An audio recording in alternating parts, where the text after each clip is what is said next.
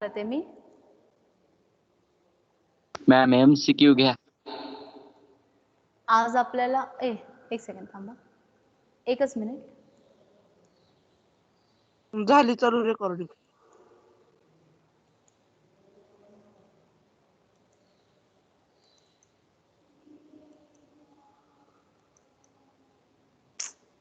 Weight a minute. Okay ma'am. हाँ, so let's start with the new concept, stoichiometry. Okay, I think मला वाटतं आता रिव्हिजनची काही गरज नाहीये. आपण बरेचसे मोलचे कन्सेप्ट पाहिलेले आहेत, कालही आपण रिव्हिजनच केलेलं आहे. यस, आता ऍक्च्युली ती बॅच थोडीशी मागं आहे दुसरी. हा बोला काय. MCQ घ्या. मी दिलेले स्टॉइचियोमेट्री येणार आहे का परीक्षेमध्ये? हा, असेच MCQ आहेत तुम्हाला एक्झाम मध्ये, सेम, काहीच तर डिफरन्स नसेल. आणि आपले आय थिंक सो बरेचसे MCQ आपण पाहिलेले आहेत. इव्हन कालपर्यंत आपण प्रॅक्टिसच करत होतो मोल कन्सेप्टची. येस, सो सगळे प्रॉब्लेम व्यवस्थित करा. 100 पेक्षा जास्त एक्झाम्पल झाले. किती? 100 पेक्षा जास्त झालेत का? हो, नाही, तेवढे नाही झालेले, नीट चेक करा. हा, येस. सो आपल्याला किती झाले? 50+ आहेत मॅडम. 50+ झालेत ना. ओके, मग ठीक आहे. ओके, आता नेक्स्ट कन्सेप्ट. आता आणखी एकदा सांगते, ऍव्हरेज ॲटॉमिक मास जे आपण पाहिलेलं आहे, ऍव्हरेज ॲटॉमिक मास आणि मीन मोलार मास, तो कन्सेप्ट टेस्टला नाही आहे. येस, मोल कन्सेप्ट पर्यंतच आहेत. आणि मोल कन्सेप्टमध्ये जे आपण डिफरंट टाइप्स पाहिलेले आहेत तेवढे सगळे, म्हणजे चार्ज असेल, इलेक्ट्रॉन्स, नंबर ऑफ इलेक्ट्रॉन्स असतील, नंबर ऑफ प्रोटॉन्स असतील, हे सगळं करून यायचं आहे. किंवा वेट असेल, व्हॉल्यूम असेल, नंबर ऑफ पार्टिकल्स असतील. येस, आणि आधीचे सगळे लॉज वगैरे सगळं व्यवस्थित करून यायचं आहे.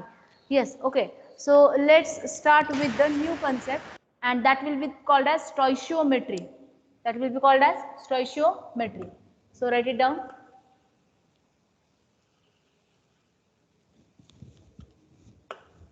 Write down the new concept.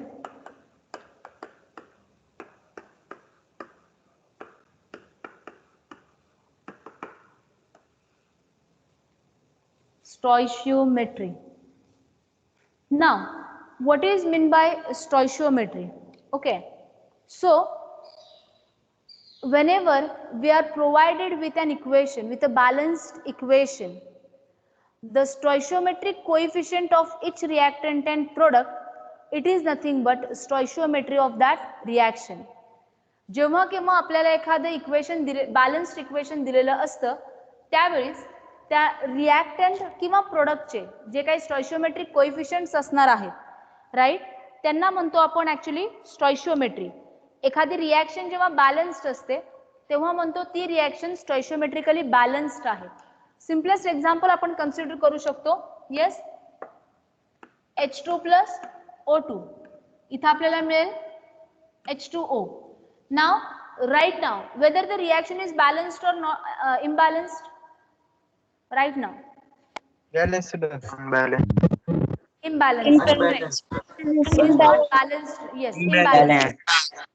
आता ह्या रिॲक्शनला जर आपल्याला बॅलन्स करायचं असेल तर काय करावं लागेल? कोण सांगेल? H2 तर इथं क्रॉस मध्ये आयटम्स जातात. प्रोडक्टला 2 ने मल्टिप्लाय करावं लागेल. करेक्ट. प्रोडक्टच्या पुढे काय लिहावं लागेल आपल्याला? 2 लिहावं लागेल. Hence, oxygens now they are balanced. Oxygen now they are balanced. Now, what is imbalanced again? Check one more time. Hydrogen. Hydrogen is on the product side. 4. On the reactant side, how many hydrogens are there? 2. What do we have to do? 2 Multiply by 2. Correct आहे. Yes. So this is the balanced equation. This is what? Balanced equation. आता आपल्याला याच्यावर problem विचारलेले असतात की, आणि असाच concept आपण गे-लुसेक्स लॉ मध्ये पण पाहिलेला आहे. But in case of Gay Lussac's law, Gay-Lussac's law it is applicable only to the gaseous substances. Gaseous products आणि gaseous reactantलाच applicable असणार आहे. But stoichiometryचा concept हा कशालाही applicable असेल. Yes, actually stoichiometryचा concept हा मोल ला applicable असणार आहे. मोल म्हणजेच वेट ला applicable असणार आहे. कशाला? वेट ला applicable असणार आहे. हे लक्षात ठेवायचं आहे. मग ते तुमचं सॉलिड असू द्या, लिक्विड असू द्या किंवा गॅसियस सबस्टन्स असू द्या, प्रत्येकाचं वेटशी आपण इथे रिलेट करणार आहोत. ओके, म्हणजे सगळ्यालाच ऍप्लिकेबल आहे. सॉलिड, लिक्विड, गॅसेस तिघांनाही. So suppose if H2 it is in the gaseous condition, oxygen is also in the gaseous condition. H2O कुठल्या कंडिशन मध्ये असतो normally? Liquid. Yes, in the liquid conditions. Okay, these are the GG. They are representing gases. L liquid. Solid साठी S लिहितो आपण. आणि एखादं aqueous solution जर असेल तर AQ लिहितो आपण ब्रॅकेट मध्ये. माहितीत ना हे सायन्स? हो. Yes ma'am. हो हा. मॅम. येस, जे हे छोटे छोटे सायन्स असतील की जे आपण रिएक्शन रिप्रेझेंट करत असताना लिहित असतो. आता लक्ष द्या इकडं. What does this reaction represents? So whatever is the stoichiometric coefficient, we can convert it into moles. आपण Gay-Lussac's law ज्यावेळेस पाहिला होता त्यावेळेस मी असं म्हणलं होतं की जो स्टॉइशियोमेट्रिक कोएफिशियंट असणार आहे तेवढं त्याच्या विथ रिस्पेक्ट टू व्हॉल्यूम आपण घेऊ शकतो. बट आता मी सांगत आहे की विथ रिस्पेक्ट टू स्टॉइशियोमेट्रिक कोएफिशियंट आपण स्टॉइशियोमेट्रिक कोएफिशियंट इतके मोल्स घेऊ शकतो. काय घेऊ शकतो? Moles. It means that 2 moles of H2.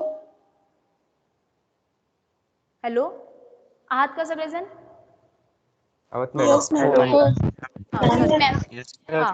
मला वाटलं नेट गेलं. हा, सो लक्ष द्या. So 2 moles of H2 they are reacting with, काही नाहीये म्हणजे काय असणार आहे? 1. Yes, 2 moles of H2 they are reacting with 1 mole of O2 so as to give us 2 moles of H2O.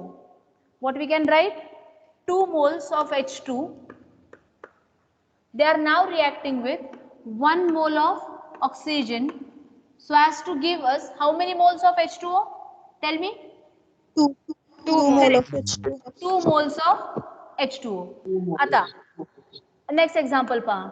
जर समजा मी असंच दिलं तुम्हाला, येस, N2 गॅशियस. ऍक्च्युली तर फिजिकल स्टेटचं एवढं काही महत्व नाहीये जेव्हा आपण स्टॉइशियोमेट्री पाहत असतो, राईट. पण तरी सुद्धा रिएक्शन प्रॉपरली रिप्रेझेंट व्हावी म्हणून मी दाखवत आहे. सो पहा काय असेल? N2 gaseous plus H2 gaseous. It will now give us 2NH3 gaseous. पहा रिएक्शन बॅलन्स्ड आहे का इम्बॅलन्स्ड आहे? इम्बॅलन्स. काय करावं लागेल बॅलन्स करायला? पहिल्यांदा काय करावं लागेल? मल्टिप्लाय करावं लागेल. Multiply by 2. करेक्ट. म्हणजे काय बॅलन्स झालं तुमचं? काय बॅलन्स झालं? नायट्रोजन बॅलन्स झाला. करेक्ट, नायट्रोजन बॅलन्स झाला. आता इम्बॅलन्स काय झाले पहा. आधी पण इम्बॅलन्स होतं. हायड्रोजन. किती हायड्रोजन? प्रोडक्ट साइडला किती hydrogen? Multiply by 3. Okay, correct आहे. प्रोडक्ट साइडला आहे टोटल 6 हायड्रोजन ॲटम्स. रिएक्टंट साइडला आहे टोटल 2 हायड्रोजन ॲटम. सो आपण जर इथं 3 लिहिलं तर 3 2 जा 6. सो हा 3 2 जा 6 हायड्रोजन ॲटम्स होतील. So now this is balanced. आता इथं काय म्हणू शकता पुन्हा? इथं काय म्हणू शकता? किती मोल N2 घेतलाय आपण? 1 mole. Correct. 1 mole N2. It is reacting with how many moles of H2? 3 moles of H2. 3 moles of H2.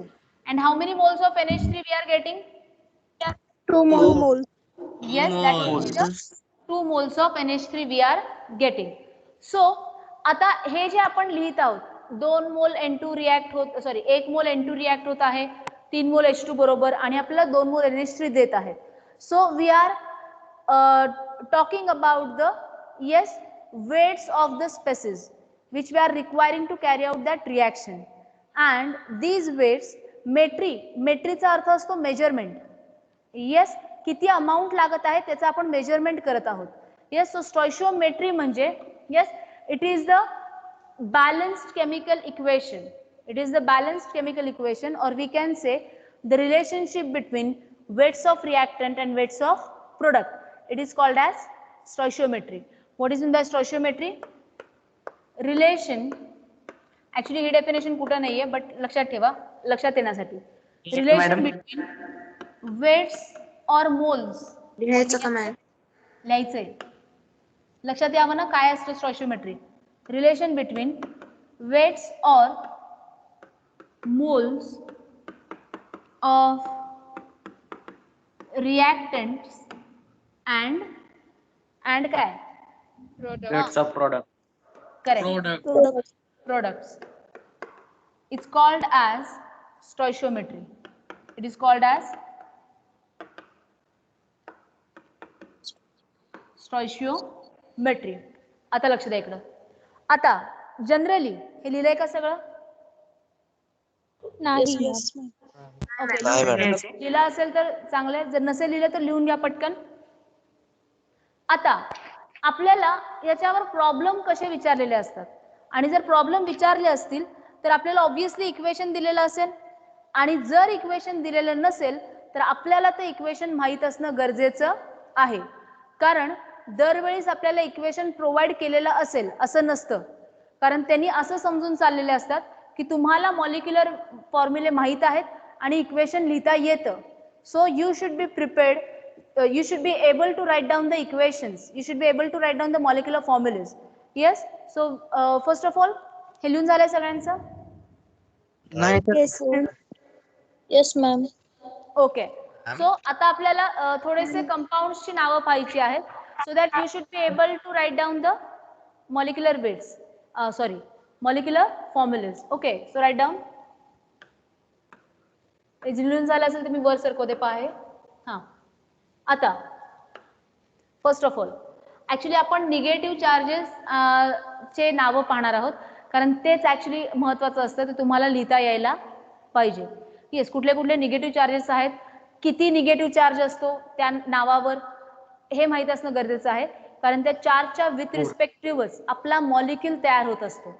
Yes. कारण चार्ज जेव्हा आपण मॉलिक्यूल तयार करत असतो, we are balancing simply charge. आपण काय बॅलन्स करत असतो तर चार्ज.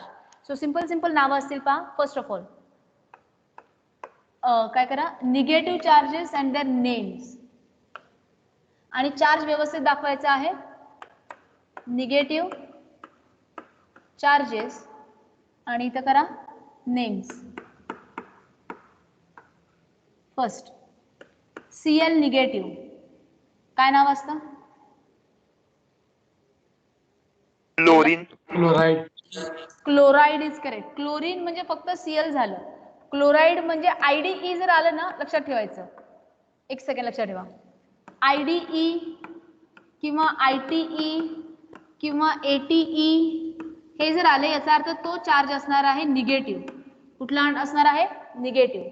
आणि जर कधी IDE आलं तर तो असणार आहे मोनो ॲटॉमिक आयन. काय असणार आहे? Mono atomic अनायन. Rather mono atomic अनायन. Mono atomic अनायन म्हणजे काय, कोण सांगू शकेल? सिंगल आहे. करेक्ट.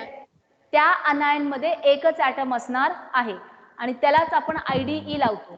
कधी ITE किंवा ATE जर आलं तर ऑब्विसली तो निगेटिव्ह चार्ज असणार आहे, but that will not be mono atomic ion. Yes, that will be poly atomic ion. Write it down. For ITE और ATE पॉली ॲटॉमिक अनायन काय असणार आहे? हा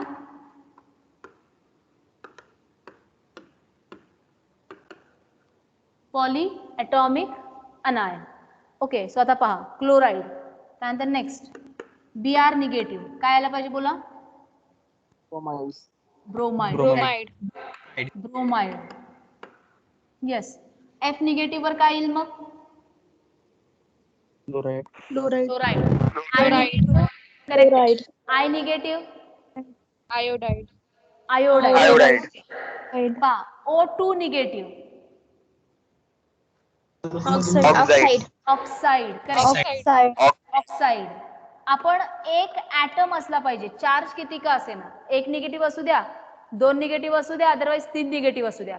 एकच ऍटम असेल, एका ऍटमवर किती का चार्ज असे ना, that will be still called as IDE. लास्टला IDE येणार आहे पहा. Oxide, bromide, chloride. Yes, N3 negative. N वर 3 निगेटिव्ह चार्ज आहे. What it should be called? Nitride. Correct. Nitrate. Nitride. नायट्रोजनला ID. आता ते डिपेंड करतं कसं असेल. It is correct. Nitride. N3 negative काय असणार आहे? नायट्राइड. नेक्स्ट. हे लिहून घेतले ना साईडचं? नेक्स्ट. S2 negative. सल्फाइड. तुम्ही ऐकलेली आहेत नावं. तुम्हाला जे आठवत असेल, ऐकलेले आहेत नावं, फक्त माहित नसेल, बट जे आठवत असेल ते तुम्ही सांगू शकता.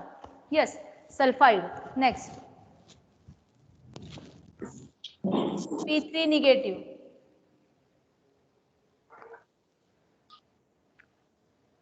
बोला. पोलराइड. P म्हणजे कुठला ऍटम आला, कुठला एलिमेंट आला? क्लोराइड. फॉस्फरस. फॉस्फरस. हा, फॉस्फाइड. फॉस्फरस करेक्ट आहे. त्याला म्हणलं जातं आता फॉस्फाइड. येस. सो हे आले काही मोनो ॲटॉमिक. कुठल्या स्पेसेस आल्या? या काही मोनो ॲटॉमिक स्पेसेस आल्या. आता आपण ITEच्या स्पेसेस पाहू. ओके. NO2 negative. काय म्हणता याला? Nitrogen sulphide. Nitrogen oxide. Sulphide. NO2 म्हणजे नायट्रोजन ऑक्साइड आहे. NO2 nitrate. नायट्रोजन डायऑक्साइड आहे. सॉरी. NO2 निगेटिव्ह म्हणजे काय असेल? Nitrite. What it is called as? Nitrite. ITE आलं पहा. येस. SO3 negative. SO3 आता लक्षात ठेवा, चार्जही लक्षात ठेवायचे आहेत. चार्ज देखील लक्षात ठेवायचे आहेत. जसं P वर किती निगेटिव्ह चार्ज आहे? 3 निगेटिव्ह. P वर जर 3 निगेटिव्ह असेल तरच त्याला फॉस्फाइड म्हणतात. लक्षात ठेवा. सल्फरवर 2 निगेटिव्ह चार्ज असेल, नुसता सल्फर असेल तर त्याला सल्फरच म्हणलं जाईल. जेव्हा सल्फरवर 2 निगेटिव्ह चार्ज येईल त्याच वेळेस त्याला सल्फाइड म्हणलं जाईल. हे लक्षात ठेवायचं आहे. नाव SO3 1 negative. What it should be called? Sulphide. काय काय? ओनली निगेटिव्ह चार्ज असेल तर? हा, तरच सल्फाइड म्हणायचं. अदरवाईज सल्फर म्हणू शकता तुम्ही. अदरवाईज सल्फर म्हणायचं. कळालं का? हो मॅम. येस. हा, पॉझिटिव्ह असेल तर वेगळी नावं येतात, बट न्यूट्रल असेल तर त्याचं जे काही नाव आहे पिरियॉडिक टेबलमध्ये न्यूट्रलला तेच घ्यायचं. SO3 निगेटिव्हला काय म्हणाल तुम्ही? सल्फाइड. नेक्स्ट. HSO3 negative. एक सेकंड. SO3 2 निगेटिव्ह करा रे, चुकून झालंय. SO3 2 negative is called as sulphide. HSO3 1 negative. इथं काय केलं आपण डिफरन्स दोघांमध्ये पहा. एक H फक्त एक्स्ट्रा घातला, H पॉझिटिव्ह, त्यामुळे एक निगेटिव्ह चार्ज फक्त कमी झालेला आहे. Now this is called as bisulphide. ऐकलेलं आहे का हे नाव? नाही. Yes ma'am. Sodium bisulphide NHSO3 ऐकलेलं आहे का? Yes ma'am. हा, दॅट इज त्याचाच हा अनायन आहे. बायसल्फाइड और it is also called as hydrogen sulphide. काय म्हणतात ह्याला? Hydrogen sulphide. हायड्रोजन पेरॉक्साइड काय? हा, काय? ओके, लक्ष द्या इकडं. नेक्स्ट पहा. हा, नेक्स्ट. O2 peroxide. हा, एक सेकंड. अरे हा, ते राहिले ना. हा, ते नंतर सांगते. नेक्स्ट. CO3 2 negative. काय म्हणता ह्याला? हे माहित पाहिजे. काय म्हणता? CO3 काय?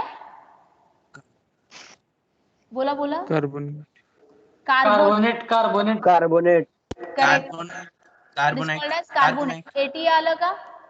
ATE आलं पहा. Yes. Next. HCO3 negative. It is now called as hydrogen. जर येत असेल तर त्याला बाय किंवा हायड्रोजन असं लावायचं. बाय कार्बोनेट म्हणा किंवा हायड्रोजन कार्बोनेट म्हणा, कसंही म्हणा. It can be called as bicarbonate और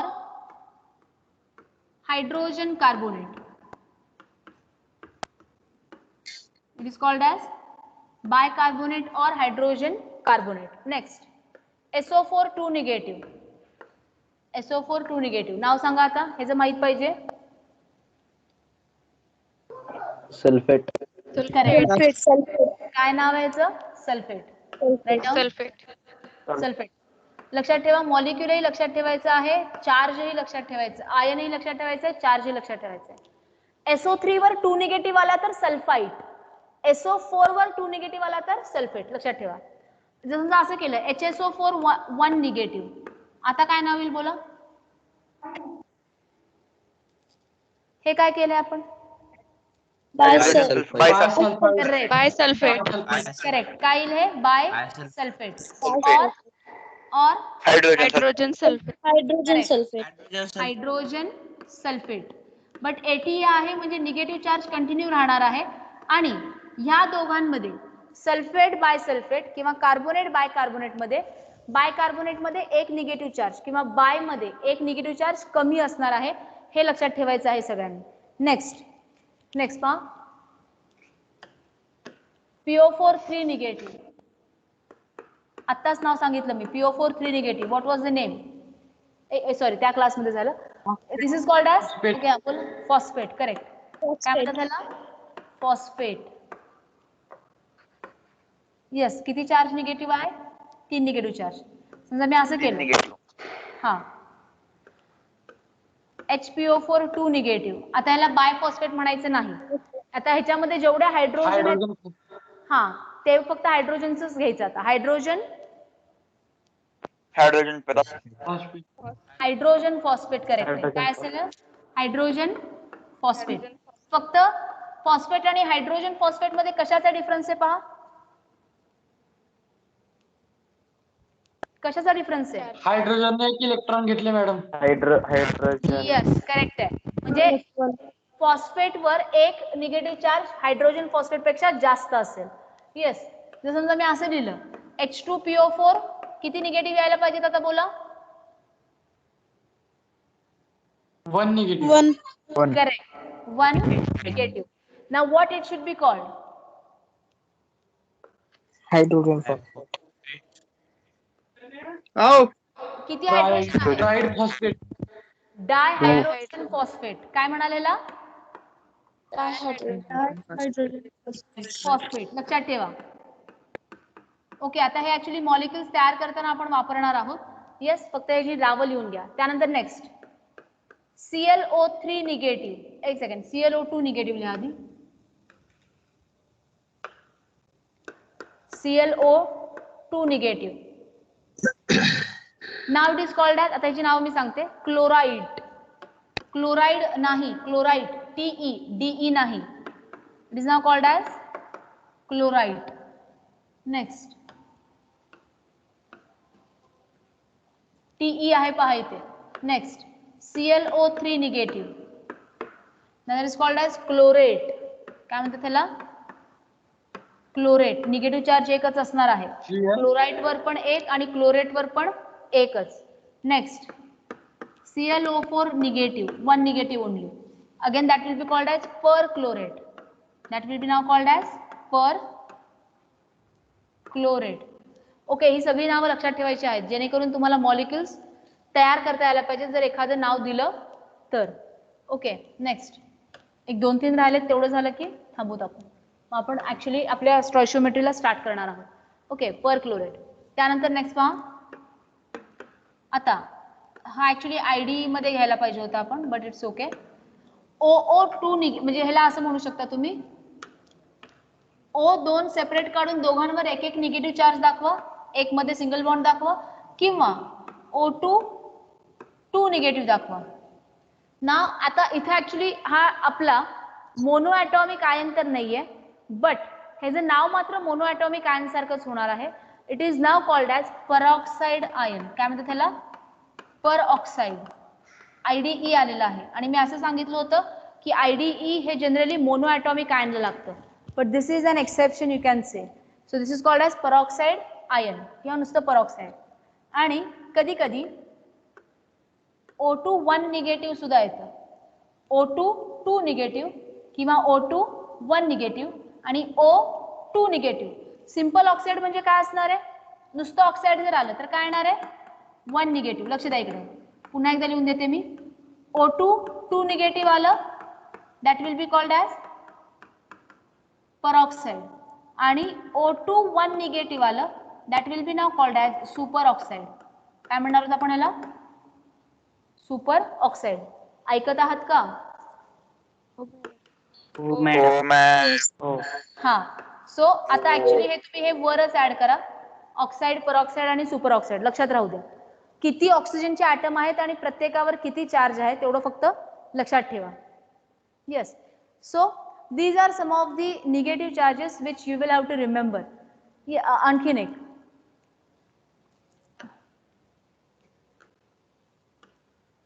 एक दोन लिहा फक्त. Hydrogen peroxide. हा, that is H2O2. MnO4 negative आणि MnO4 2 निगेटिव्ह. नाव फक्त मॉलिक्युल ॲटम्स तर सेमच आहेत सगळे, फक्त चार्ज चेंज होत आहे. MnO4 negative is called as permanganate ion. काय म्हणतात त्याला? Permanganate ion. आणि MnO4 2 negative is called as simple manganate ion. काय म्हणतात त्याला? Manganate ion. लक्षात ठेवा. MnO4 1 negative permanganate ion, MnO4 2 negative manganate ion. Again next Cr2O7 2 negative. कुणाला माहिती आहे याला काय म्हणतात? K2Cr2O7 ऐकलेलं आहे का? K2Cr2O7. नाही ma'am. What it is called? Potassium. It is called as potassium dichromate. काय म्हणतात त्याला? Yes, potassium dichromate. सो फक्त पोटॅशियम काढा, काय राहणार आहे तुमचं? Dichromate. And dichromate anion, it is nothing but Cr2O7 2 negative. काय असणार आहे ते? Cr2O7 2 negative. So this will be called as dichromate. Obviously एका आयन मध्ये 2 क्रोमियम आहेत, so this is called as dichromate. आणि लास्ट असणार आहे हे, that will be CrO4 2 negative. आता एकच क्रोमियम आहे, so this will be simply called as chromate. This will be simply called as chromate. Okay, हे लक्षात ठेवायचे आहेत सगळ्यांना, जेणेकरून मॉलिक्यूल हे ऍक्च्युली कशासाठी दिलेलं आहे की जेव्हा केव्हा आपण कुठला मॉलिक्यूल घेत असू तर कसा तयार होणार आहे. आपण Na3च का घेतले, पोटॅशियम 2च का घेतले ते लक्षात यावं, ह्याच्यासाठी हे लिहून दिलेलं आहे. आणि हे सगळे आयन्स विथ चार्ज तुम्हाला लक्षात ठेवायचे आहेत, so that you should be able to write down any reaction. Okay, so पहा आता आपल्याला ऍक्च्युली प्रॉब्लेम सॉल्व्ह करायचे आहेत. येस, सो कसे प्रॉब्लेम विचारलेले असतात ते आपल्याला पाहायचे आहेत. ओके, सो लिहून झाले का सगळ्यांचं हे? ओके, सो पहा आता नेक्स्ट. एक सेकंड, एक सिंपल प्रॉब्लेम मी आधी घेते, मग आपण ऍक्च्युली बुक मधल्या प्रॉब्लेमला जाऊ. येस, जर समजा आपण H2O2 चा प्रॉब्लेम घेत आहोत, H2 plus O2 that will give us H2O. आता जेव्हा केव्हा आपल्याला प्रॉब्लेम स्टॉइशियोमेट्रीवर विचारलेला असेल, असं दिलं जात नाही हा प्रॉब्लेम स्टॉइशियोमेट्रीवरचा आहे, तो आपल्या लक्षात यायला पाहिजे. येस, सो जेव्हा केव्हा असा प्रॉब्लेम येत असेल आणि रिॲक्शन वगैरे दिली असेल किंवा नसेल दिली तरी सुद्धा आपण जरी लिहिली तरी दरवेळेस रिॲक्शन लिहिल्यानंतर चेक करायचं ती रिॲक्शन बॅलन्स्ड आहे का नाही, कारण त्या बॅलन्सिंगवरच आपण इक्वेशन आपल्याला क्वेश्चन सॉल्व्ह करता येतो. त्या बॅलन्सिंगवरच काय येतो आपल्याला क्वेश्चन सॉल्व्ह करता येतो. सो अशी जर नुसती रिॲक्शन दिली असेल आणि तुम्ही इथं जर रिलेशन पाहिलं तर 1 मोल H2 1 मोल O2 1 मोल H2O आहे तुम्हाला. सो ही this is not the balanced reaction. आणि इथं जर तुम्ही कॅल्क्युलेशन केले तर ते कंपल्सरी चुकतील. So check always if the reaction is provided to you, then also check whether it is balanced or not. जेव्हा तुम्हाला रिॲक्शन दिलेली असेल तेव्हा पण चेक करायचं आहे की ती रिॲक्शन बॅलन्स्ड आहे का नाही. येस, सो बॅलन्स करा रिॲक्शन. काय लिहितं? 2H2 आणि इथे येणार आहे 2H2 plus O2 gives rise to 2H2O. Correct. आता इक्वेशन मध्ये आपल्याला क्वेश्चन कसा विचारलेला असतो पहा, आपण वर जे स्टॉइशियोमेट्रीचं एकदा पाहिलेलं आहे तिथे फक्त आपण मोल्सच लिहिलेले आहेत. बट दरवेळीच आपल्याला मोल्स मध्ये डायरेक्ट दिलेलं नसतं. आपल्याला बऱ्याच वेळा वेट दिलेलं असतं. बऱ्याच वेळा काय दिलेलं असतं? वेट दिलेलं असतं. आता जर समजा हा क्वेश्चन असेल, आता if write down, if 6 gram of H2 is reacting with enough amount of O2, with enough, write it down, amount of O2 semicolon, what is the moles of H2O forms? What is the moles of H2O formed? H2O formed and moles of O2 reacted. O2 consumed. O2 consumed.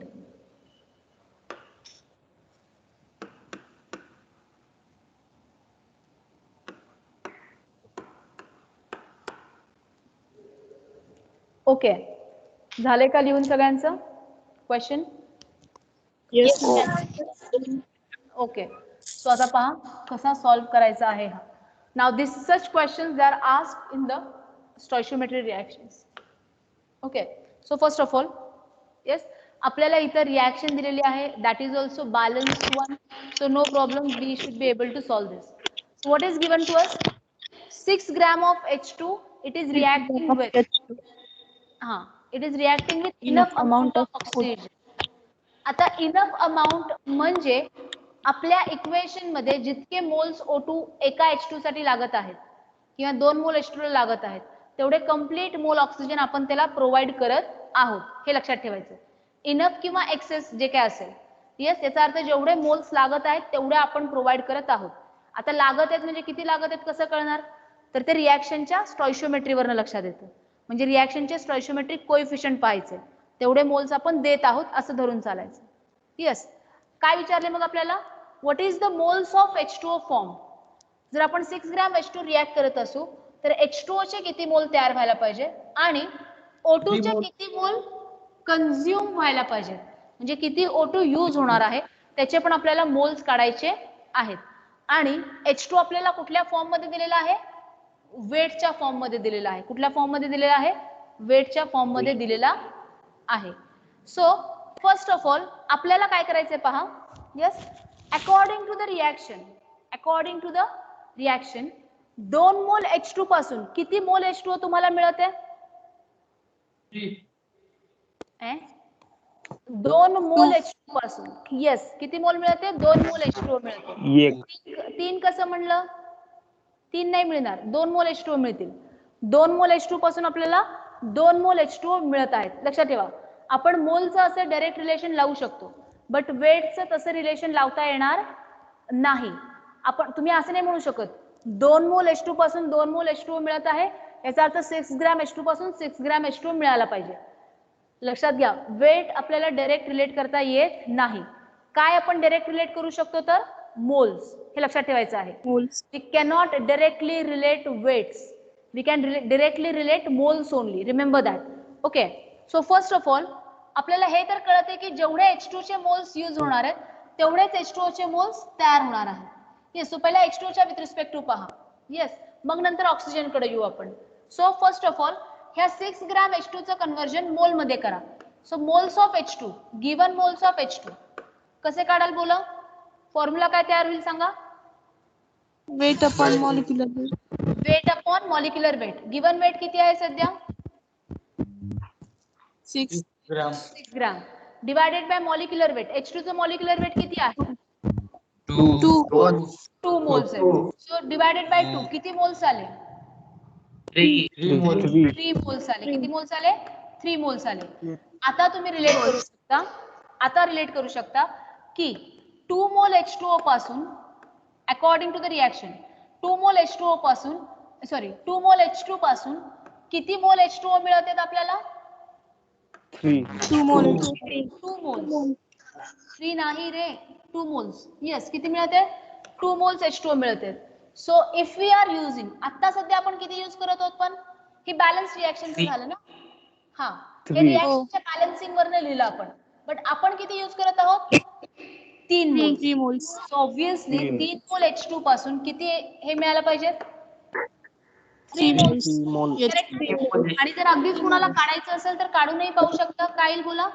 3 into 2 divided by 2. 2 get cancelled. किती आले? 3 moles of H2O. 3 moles. Yes, कळालेला आहे का concept सगळ्यांना? Yes, ma'am. Yes. आता next आपल्याला पाहायचं आहे की ऑक्सिजन किती कंझ्युम्ड होणार आहे. सो आता लक्ष द्या इकडे, ज्याचं वेट आपल्याला दिलेलं आहे, येस, त्याच्याच विथ रिस्पेक्ट टू किंवा त्याच्याच मोलच्या विथ रिस्पेक्ट टू आपल्याला बाकीचं चेक करायचं आहे. सो आता in the reaction, in the balanced reaction, 2 mole of H2, it is consuming how many moles of O2? 1 mole of O2. जर 2 साठी 1 मोल O2 लागत असेल तर 3 मोल साठी किती O2 लागायला पाहिजे? 1.5. करेक्ट. गुड. किती लागायला पाहिजे? 1.5. So that is the simple stoichiometry. ह्यालाच म्हणतो आपण स्टॉइशियोमेट्रिक प्रॉब्लेम्स. कसे लिहिणार आहात पहा. जर 2 मोल O2 ला कशाचं रिलेशन लावत आहोत ते पण नीट पहा. 2 मोल H2 ला किती मोल O2 लागत आहे? 1 मोल 1 mole. O2. सो 3 मोल H2 साठी किती मोल O2 लागेल? So that will be equal to 1.5. Yes, 1 into 3 divided by 2, that will be equal to 1.5 mole of O2. कळालेला आहे कन्सेप्ट सगळ्यांना? Ma'am. Yes, ma'am. हा, बोला. Question एकदा double repeat करता का please? तो क्वेश्चन दाखवायचा आहे का परत एकदा? Question explain करा ना. ओके. आपल्याला पहा काय दिलेलं आहे. एक second, let me read the question first of all. हा, ही बॅलन्स रिएक्शन आधी दिलेली आहे आणि सांगितलेलं आहे की if 6 gram of H2 is reacting with enough amount of oxygen, enough म्हणजे जेवढा लागत आहे तेवढा आपण प्रोव्हाइड करत आहोत. Okay. If 6 gram of H2 is reacting with enough amount of O2, what is the moles of H2O form? H2O चे किती मोल्स तयार होणार आहेत? And the moles of O2 consume, O2 चे किती मोल्स कंझ्युम्ड होणार आहेत हे आपल्याला विचारलेलं आहे. Okay. So according to that, yes, पहिल्यांदा रिएक्शन पाहायची. बॅलन्स असेल तर ओके, बॅलन्स नसेल तर बॅलन्स करून घ्यायची आणि त्याच्यानुसार आपल्याला पाहायचं आहे की कशाचं वेट किंवा कशाचे मोल्स किंवा कशाचे पार्टिकल्स दिले असतील. आता लक्षात घ्या, ह्या एक्झाम्पल मध्ये तुम्हाला दिलेलं आहे in terms of weight, but दरवेळीच वेट असेल असं नाही. तुम्हाला कधी कधी नंबर ऑफ पार्टिकल्सही दिले असतील, कधी कधी कधी कधी व्हॉल्यूमही दिलं असेल. डिपेंडिंग ऑन दॅट आपल्याला मोल्स कॅल्क्युलेट करता यायला पाहिजे. आणि दरवेळेस व्हॉल्यूम किंवा मोल्स काढा असंच क्वेश्चन नसतो. कधी कधी वेटही विचारलेला असेल, कधी कधी व्हॉल्यूमही विचारलेला असेल आणि कधी कधी नंबर ऑफ पार्टिकल्स देखील विचारलेले असतील. म्हणजे आपण जसं मोल कन्सेप्ट मध्ये प्रॉब्लेम्स पाहिलेत ना, तसेच प्रॉब्लेम आपल्याला स्टॉइशियोमेट्री मध्ये सुद्धा विचारले जाऊ शकतात. त्याच्यामुळे आधी मोल कन्सेप्ट आपण पाहतो, मग त्यानंतर स्टॉइशियोमेट्रीला येतो. ओके. कारण आपल्याला त्यावेळेस कळालेलं असतं की मोल म्हणजे काय असतं. So that we can convert. कुठलीही व्हॅल्यू आपण कशातही कन्वर्ट करू शकतो. मोलची व्हॅल्यू नंबर ऑफ पार्टिकल्स मध्ये कन्वर्ट करू शकतो, मोल व्हॉल्यूम मध्ये कन्वर्ट करू शकतो, मोल वेट मध्ये कन्वर्ट करू शकतो, व्हॉल्यूम पार्टिकल्स मध्ये कन्वर्ट करू शकतो. Like that. कळतंय का मी काय बोलतेय ते? Yes, ma'am. हा, दिस इज व्हेरी इम्पॉर्टंट. येस, शांत बसू नका, म्हणजे ओके शांत बसा, बट मी विचारल्यावर आन्सर करत चला. ओके. सो आता इथं आपल्याला O2 चे किती कंझ्युम होणार आहेत आणि H2O चे किती फॉर्म होणार आहेत ते काढायला सांगितलेलं आहे. आणि H2 चं वेट आपल्याला दिलेलं आहे 6 gram. So first of all calculate moles of H2. काय कॅल्क्युलेट करून घ्या? Moles of H2. So moles of H2 आले 6/2, 3 मोल्स आले. किती मोल्स आले? 3 मोल्स आले. आता सिंपली आपल्याला काय पाहायचं आहे, तर काय दिलेलं आहे आणि काय विचारलेलं आहे. पहिल्यांदा आपल्याला H2 चं वेट दिलेलं आहे आणि H2O चं मोल्स विचारलेलं आहे. सो रिलेटेड H2 आणि H2O चं रिलेशन फक्त पाहायचं आहे. त्यावेळेस O2 B2 मध्ये आणायचा नाही. सो 2 मोल्स H2 पासून आपल्याला 2 मोल H2O मिळते. सो 3 मोल H2 पासून 3 मोल H2O मिळाला पाहिजे. कळालं का कन्सेप्ट हा? बोला. हो मॅम. Yes ma'am. हा, आता नेक्स्ट आपण ऑक्सिजन काढलं. सो आता फक्त हायड्रोजन आणि ऑक्सिजन डोक्यात पुढे आणा, किंवा तुम्ही H2O आणि O2 जरी आणला तरी चालेल, कारण तेवढा H2O जर तयार होत असेल तर ते with respect to that H2O oxygen हाफच तयार होणार आहे. किंवा तुम्ही असंही म्हणू शकता H2 आणि H2O चे मोल्सही सेम आहेत, याचा अर्थ O2 पण सेमच यायला पाहिजे. लक्षात घ्या, तुम्ही कशाचंही कुणाशी रिलेशन लावा, फायनल आन्सर सगळ्यांचं सेमच यायला पाहिजे. येस, कारण स्टॉइशियोमेट्री मध्ये काही सुद्धा चेंज व्हायला नाही पाहिजे. येस, सो एका H2 साठी, सॉरी 2 मोल H2 साठी 1 मोल O2 लागत आहे. सो 3 मोलला किती लागणार आहेत? सिंपल युनिटरी मेथड वापरा and you can get the answer 1.5 mole of O2. कळालेला आहे का कन्सेप्ट आता सगळ्यांना? हो मॅडम. येस. हो. हा, so write down the next question. Write down the next question. एक second. Yes, write it down. 12 gram of magnesium. 12 gram of magnesium in the bracket. Atomic mass 24. Atomic mass 24 on reacting completely on reacting completely with acid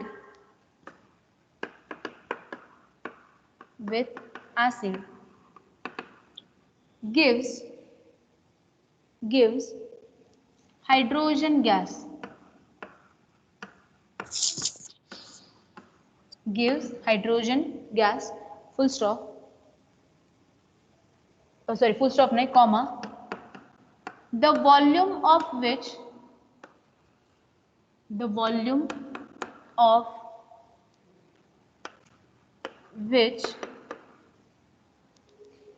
at STP would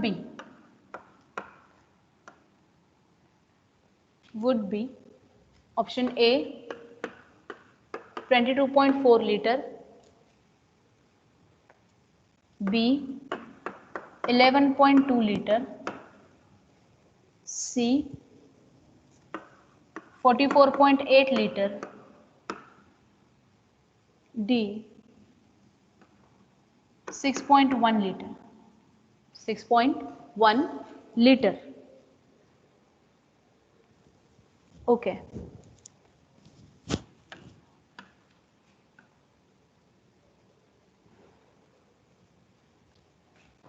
Answer C. Answer C. C. कसं काढलं? Answer C. Okay, कसं काढलं? हा, आलं. Okay, काय करावं लागेल मला? रिॲक्शन कुठली लिहिली सांगा तुम्ही. Which reaction have you written? Okay, let me check. पहा, आपल्याला इथं रिॲक्शन करायची आहे Mg प्लस. आता इथं actually on reacting completely with acid. So acid कुठलं घेतलं तुम्ही सांगा मला. HCl. Okay, let's take HCl. हा, काय मिळालं पाहिजे सांगा तुम्हाला. ही रिॲक्शन माहित असेल. MgCl plus H. MgCl plus H2. MgCl Twice. 2. Correct. MgCl2 plus H2. H2 correct आहे. H2. हा, बॅलन्स द रिॲक्शन. बॅलन्स आहे HCl. Already. Correct. 2HCl. Correct. आता आपल्याला काय करायचं? कशाचा वेट दिलेला आहे आपल्याला? मॅग्नेशियम. काय विचारलेलं आहे? हायड्रोजनचं व्हॉल्यूम किती आहे ते विचारलेलं आहे. वेट दिलेलं आहे आपल्याला मॅग्नेशियमचं आणि विचारलेलं आहे की हायड्रोजनचं व्हॉल्यूम किती आहे. सो एकाचं वेट दिलं तर दुसऱ्याचं व्हॉल्यूम विचारलेलं आहे. आणि ते पण STP ला, आणि STP ला दिलं असेल तरच आपण कॅल्क्युलेट करू शकतो.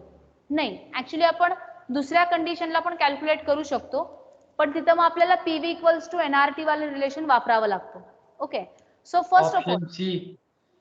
ऑप्शन सी येत नाही, अजिबात येणार नाही. सो B येते B. एक सेकंड थांबा. Yes, option should be I think so B, 11.2 litre. सांगते कसं येतं पहा. मॅग्नेशियम सध्या रिॲक्शन मध्ये किती मोल मॅग्नेशियम किती मोल H2 देते तेवढं फक्त पाहायचं.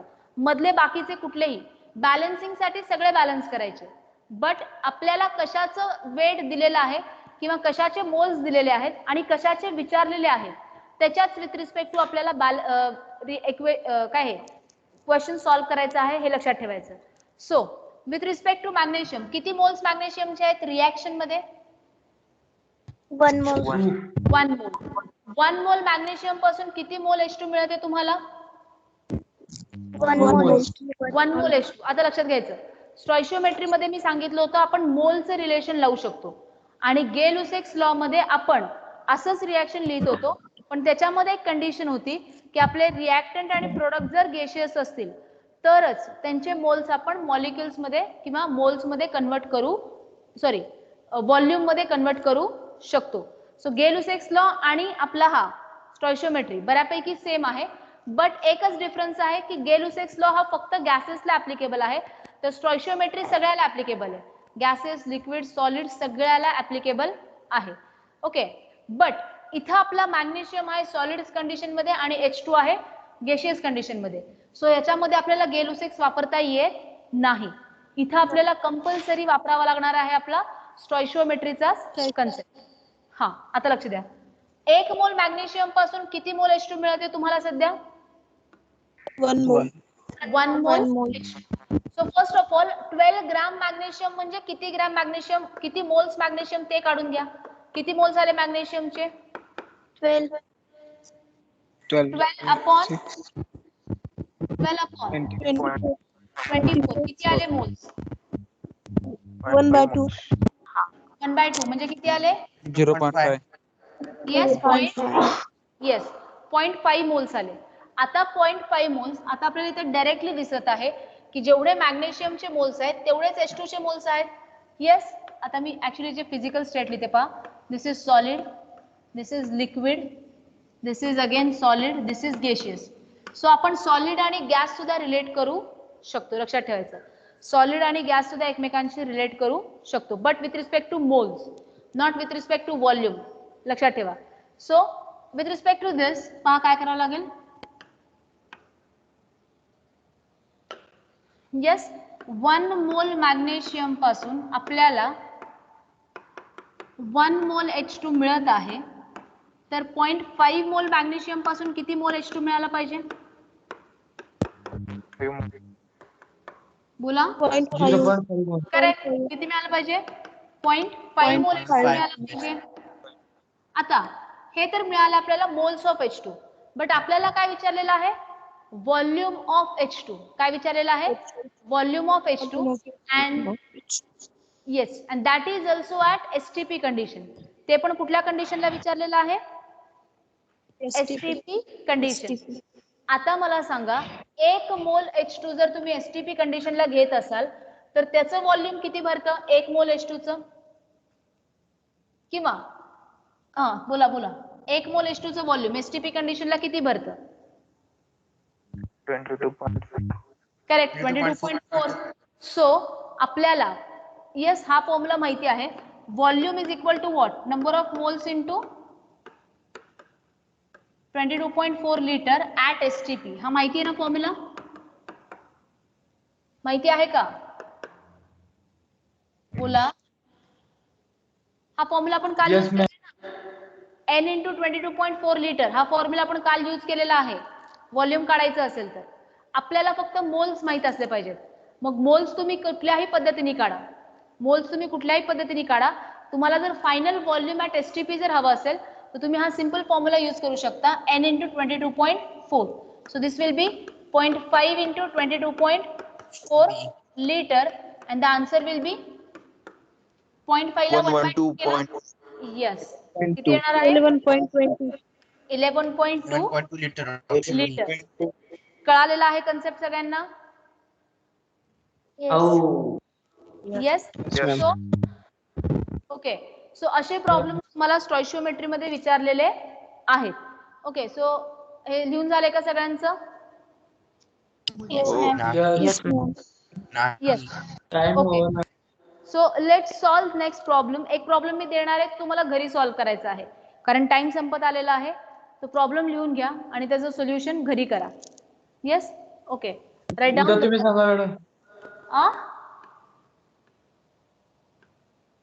Write down the problem.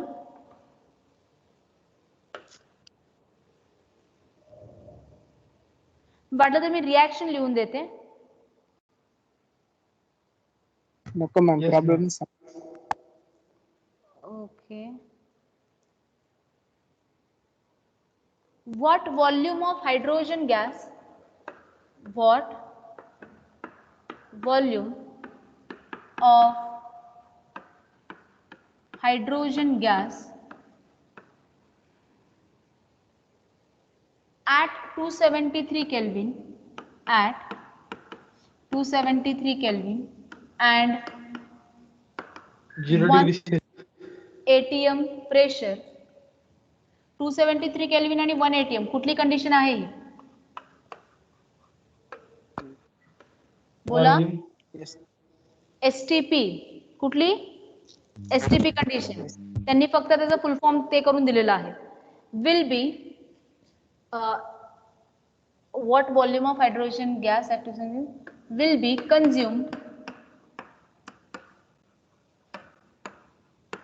will be consumed in obtaining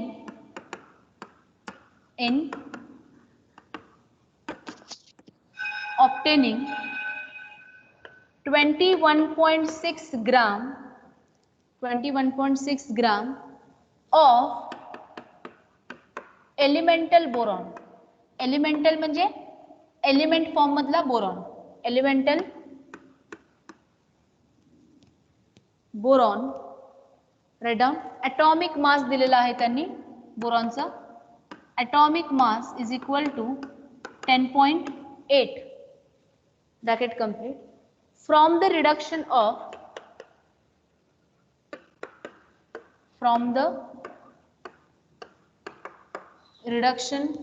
of boron trichloride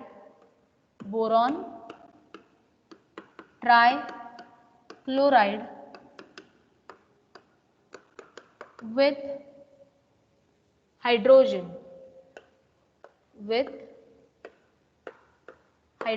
full stop. Write down the options. Option A 44.8 liter, B 22.4 liter, C 89.6 liter, D 67.2 liter. पहा, रिॲक्शन कुणाला सांगता येईल का काय यायला पाहिजे? अदरवाइज मी रिॲक्शन लिहून देते, बॅलन्स करून तुम्ही सॉल्व्ह करा. पहिला सांगा कुणाला रिॲक्शन ओळखता आली आहे का काय आहे ती? BrCl3 plus H2 gives rise to काय मिळेल? प्रोडक्ट काय मिळेल? Product BrH2 plus Cl. Br first of all that is boron. B असेल फक्त, ब्रोमिन नाही येतो. ब्रोमिन साठी BCl3 plus H2 gives HCl correct plus boron. Yes, boron plus HCl. So this is the reaction. First of all, balance the reaction. आणि आपल्याला हायड्रोजनचं काय विचारलेलं आहे? व्हॉल्यूम विचारलेलं आहे. आणि येस, बोरॉनचं आपल्याला वेट दिलेलं आहे. जे आपल्याला प्रोडक्ट मिळतं त्याचं वेट दिलेलं आहे. सो आधीच्या एक्झाम्पल मध्ये आपल्याला रिॲक्टंटचं वेट दिलं होतं, प्रोडक्टचं विचारलं होतं. आता उलटं केलंय, प्रोडक्टचं दिलंय आणि रिॲक्टंटचं किती लागणार आहे ते विचारलेलं आहे. So this is the reaction. First of all balance the reaction and calculate the answer. आपण सोमवारी भेटू. चला उद्याच्या एक्झामसाठी ऑल द बेस्ट. व्यवस्थित एक्झाम द्या. Yes, thank you. किती वाजता? मला माहित नाही, तुम्हाला ग्रुपवर येईल किती वाजता आहे एक्झाम. किती मार्क आहे? मॅम किती मार्क्स? Bye ma'am.